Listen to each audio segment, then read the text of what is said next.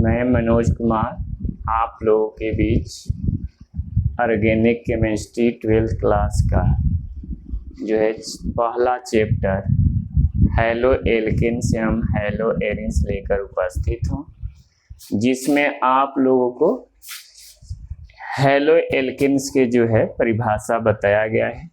देखिए, पहले हम लोगों को जो है चैप्टर का नाम है, ठीक है, हैलो एल्केन। कल चैप्टर का नाम हम लिखे थे, ये 12th में कौन कौन चैप्टर पढ़ना है उसमें से ऑर्गेनिक का पहला चैप्टर जो पढ़ना है उसका नाम है हैलो एल्केन एवं हैलो एरिन्स, ठीक है, हैलो एल्केन एवं हैलो एरिन्स। तो सबसे पहले हम आप लोग जो पढ़ाएंगे वो हैलो एल्केन्स पढ़ाएंगे। एनसीईआरटी की किताब आप देखिएगा तो हैलो एल्केन्स और हैलो एरिन्स दोनों का डेफिनेशन जो है परिभाषा एक ही साथ दिया है, उदाहरण भी एक ही साथ दिया है, लेकिन हम आप लोगों को अलग अलग दोनों की डेफिनेशन उदाहरण अलग अलग पढ़ाएंगे। सबसे पहले हैलो एल्केन किसको बोले, ठीक है। तो हैलो एल्केन का मतलब होता है जैसे एल्केन से एगो हाइड्रोजन या दूगो हाइड्रोजन या तीन गो हाइड्रोजन, एगो या दूगो हाइड्रोजन या तीन गो हाइड्रोजन को विस्थापित को हटाने तथा उसके जगह पर एगो या दूगो या तीन गो हाइड्रोजन परमाणु के जुड़ने, यहाँ देखिए डिफिनीशन लिखा गया है कि एल्केन से एक या एक से अधिक हाइड्रोजन परमाणुओं का हाइड्रोजन परमाणुओं द्वारा विस्थापन के फलस्वरूप प्राप्त यौगिक हैलो एल्केन कहलाता है, ठीक है। अब देखिए, जैसे एल्केन हो गया, हाइड्रोजन हो गया, हाइड्रोजन, ठीक है, इसको हाइड्रोजन बोलते हैं। एल्केन हो गया हाइड्रोजन, इसमें जुड़ेगा हाइड्रोजन एगो निकला हुआ है, तो यहाँ हो गया है आपको हैलो एल्केन्स। अब प्लस में हाइड्रोजन हाइलाइड प्राप्त होगा। जैसे समझिए, अब सूत्र द्वारा, नेम द्वारा ऐसे दिखाया गया, सूत्र द्वारा ये आपको एल्केन का सूत्र है। एल्केन से हाइड्रोजन परमाणु जो है रिएक्शन किया है ना, रिएक्शन किया है, तो इसको हाइड्रोजनीकरण कहा जाता है। हाइड्रोजन के किसी भी जैविक कार्बनिक यौगिक में हाइड्रोजन के जुड़ने की प्रक्रिया को हाइड्रोजनीकरण कहा जाता है। हिंदी में हाइड्रोजनीकरण, ठीक है, अंग्रेजी में हाइड्रोजिनेशन कहा जाता है। तो एल्केन से देखिए, एल्केन हो गया, उसमें हाइड्रोजन जुड़ा हुआ है, हाइड्रोजन जुड़ने के बाद आपको क्या हो जाता है, हैलो एल्केन प्राप्त होता है। इसको हम लोग अल्काइल हाइलाइड कहते हैं। ये हैलो एल्केन आईयूपीएसी नेम है, साधारण नाम में इसको कहा जाता है अल्काइल हाइलाइड कहा जाता है, ठीक है, अल्काइल हाइलाइड कहा जाता है। ये अल्काइल हाइलाइड का चाहे हैलो एल्केन का एक का है सूत्र है, अणु सूत्र है, ठीक है। अब देखिए, इसके बाद क्या होगा, यहाँ से एक हाइड्रोजन इसमें से गायब है, इसके जगह पर ये हाइड्रोजन इसके एक्स के साथ आ गया है। तो एल्केन से हाइड्रोजन रिएक्शन किया है तो हैलो एल्केन या अल्काइल हाइलाइड प्राप्त हुआ है, और प्लस में हाइड्रोजन हाइलाइड, देखिए हाइड्रोजन हाइलाइड यहाँ प्राप्त हुआ है, ठीक है।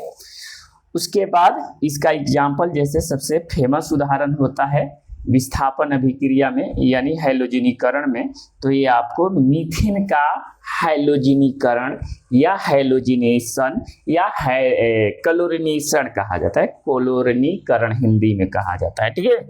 तो सबसे पहले हम एग्जाम्पल लिए हैं मीथेन का क्लोरीन से ना, सनलाइट के रिएक्शन, सनलाइट के अलग अलग हाइड्रोजनीकरण जो है अलग अलग जो है स्थितियों में होता है। क्लोरीन के साथ अलग होता है, आयोडीन के साथ अलग होता है, ब्रोमीन के साथ अलग होता है, अलग अलग स्थिति में होता है रिएक्शन। तो यहाँ सनलाइट जो क्लोरीनीकरण जो होता है वो सनलाइट के उपस्थिति में होता है। तो मीथेन क्लोरीन के साथ सनलाइट की उपस्थिति में विक्रिया कर रहा है, तो इसको हम लोग क्लोरीनीकरण कहेंगे, ठीक है। इस प्रोसीजर को क्या बोलते हैं, इस क्रिया को क्लोरीनीकरण बोलते हैं, जिसके फलस्वरूप आपको प्राप्त हुआ है CH3Cl, इसको बोलते हैं कि क्लोरोमीथेन बोलते हैं, आईपीएसी नेम इसका क्लोरोमीथेन है।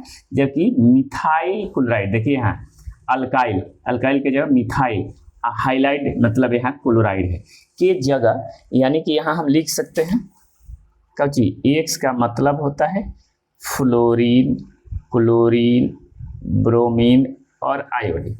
ठीक है। फ्लोरीन, क्लोरीन, ब्रोमीन और आयोडीन होता है, ठीक है। लेकिन फ्लोरीन की अभिक्रिया बहुत कम पाई जाती है, क्योंकि यह क्या होता है, ये इलेक्ट्रोफिलिक माने बहुत ज़्यादा विद्युत ऋणात्मक होता है। तो ये अभिक्रिया इतनी तेजी से संपन्न होती है कि संहार पाना इसको संभव नहीं है, इसलिए ज़्यादातर आपको क्लोरीन, ब्रोमीन और आयोडीन का हैलोजनीकरण अभिक्रिया पाया जाएगा, ठीक है, हैलोजिनेशन। तो यहाँ मीथेन जो है क्लोरीन से अभिक्रिया करके मिथाइल क्लोराइड प्राप्त किया है, बना है। उसके बाद फिर आपको जो है फिर मिथाइल क्लोराइड फिर का क्लोरीनीकरण कराया गया है, तो आपको डाइक्लोरोमीथेन प्राप्त हुआ। फिर डाइक्लोरोमीथेन का क्लोरीनीकरण कराए हैं तो ट्राइक्लोरोमीथेन या मिथाइल ट्राइक्लोराइड प्राप्त हुआ है, नहीं। उसके बाद फिर एक और बात की, यहाँ जो है ट्राइक्लोरोमीथेन या मिथाइल क्लोराइड का एक व्यावसायिक नाम क्लोरोफॉर्म भी रखा गया है। क्लोरोफॉर्म हुआ होता है, जिस हम लोग फिल्म देखते हैं तो उसमें क्या होता है, रुमाल में एक लिक्विड सुहाकर जो है आदमियों को बेहोश किया जाता है, वही एक क्लोरोफॉर्म होता है। उसमें आप लोग सुने होंगे कई बार कि क्लोरोफॉर्म सुहाकर आदमी को बेहोश किया गया। तो यह क्लोरोफॉर्म सुहाने से आदमी क्या हो जाता है, बेहोश हो जाता है। पहले इसका उपयोग मरीजों को बेहोश करने में, जैसे किसी को शैल क्रिया यानी जिसको जो मैंने हड्डियों की जो है ना जुड़ाव करना हो, या किसी को बेहोश करके ऑपरेशन करना हो, नहीं, तो उस स्थिति में पहले इसका उपयोग होता था, लेकिन आजकल इसका उपयोग नहीं हो रहा है, ठीक है। उसके बाद फिर हम क्या कराते हैं, यानी कि क्लोरोफॉर्म का फिर से क्लोरीनीकरण कराते हैं, तो हमको मिलता है CCl4 प्लस HCl, यानी CCl4 को कहा जाता है टेट्रा क्लोरोमीथेन या मिथाइल टेट्रा क्लोराइड कहा जाता है। ये मिथाइल टेट्रा क्लोराइड क्या होता है जी, तो ये जो है एक प्रकार के कार्बनिक जो है विलयन है, यानी कार्बनिक सॉल्यूशन है, ठीक है। अब सॉल्यूशन कार्ब, जैसे हम लोग को कार्बनिक सॉल्यूशन के बारे में आप लोग जानते होंगे, ठीक है, यानी कि चलिए यहाँ उस सब बाद में हम चर्चा करेंगे। यहाँ जो है अब देखिए, अब इसके बाद हम लोग ये परिभाषा हो गया। परिभाषा देखिए हमारे क्या था, हेलो एल्केन की परिभाषा था, एल्केन से एक या एक से अधिक हाइड्रोजन हाइड्रोजन परमाणुओं का हैलोजन परमाणुओं द्वारा माने एगो, तो देखिए इसमें क्या हुआ है, एगो हाइड्रोजन मीथेन से हटा है तो क्लोरोमीथेन प्राप्त हुआ है। जब मीथेन से दूगो जो है क्या हटा है, दूगो हाइड्रोजन हटा है तो दूगो क्लोरीन जुड़ा है, तो इसलिए क्या प्राप्त हुआ है, अतः डाइक्लोरोमीथेन प्राप्त हुआ। मीथेन से जब 3 गो हाइड्रोजन परमाणु हटा है तो 3 गो क्लोरीन जुड़ा है, तो इसको कहा गया है ट्राइक्लोरोमीथेन। तो वहीं एक या एक से अधिक माने 2 हो सकता है, 3 हो सकता है और 4 हो सकता है, ज्यादातर 7 तक होता है, ऐसे 4 मानिए, ठीक है। फिर इसमें क्या हुआ है, इसमें से मीथेन से 4 गो परमाणु इसमें हटा है, तो क्या हुआ है, 4 गो क्लोरीन जुड़ा है, ठीक है। तो अब क्या होता है, अब चलिए आगे बढ़ते हैं।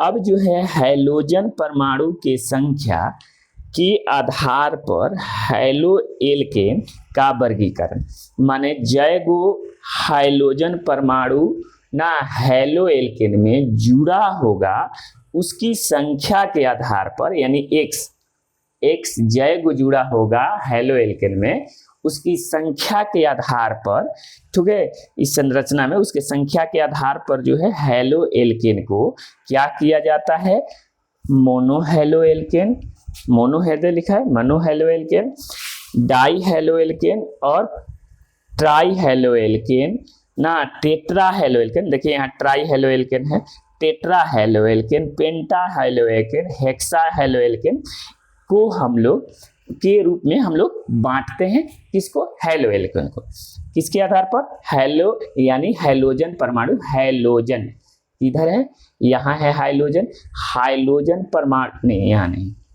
हाइलोजन परमाणु इसको बोलते हैं हाइलोजन, यानी x जय गो कोनो हैलो एल्केन में x परमाणु जुड़ा होगा, उसकी संख्या के आधार पर एगो जुड़ा होगा तो मोनो हैलो एल्केन। यहाँ देखिए हम इसका उदाहरण लिखा है, एगो इसमें जुड़ा है तो मोनो हैलो एल्केन, 2 गो जुड़ा है इसमें तो डाई हैलो एल्केन, 3 गो जुड़ा है तो ट्राई हेलो एल्केन, 4 गो जुड़ा है, देखिए यहाँ 4 गो जुड़ा है तो टेट्रा हेलो एल्केन।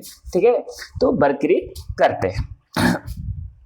अब एक बात याद रखना है कि हम कुछ किताब चाहे, यहाँ एनसीईआरटी की बात हम कर रहे हैं, एनसीईआरटी में क्या किया है, मोनो हेलो एल्केन और डाई हेलो एल्केन के बाद जितने भी ट्राई, टेट्रा, पेंटा, हेक्सा हेलो एल्केन आता है, सभी हेलो एल्केन को पोली के अंतर्गत रखा है, पोली हेलो एल्केन के अंतर्गत रखा है।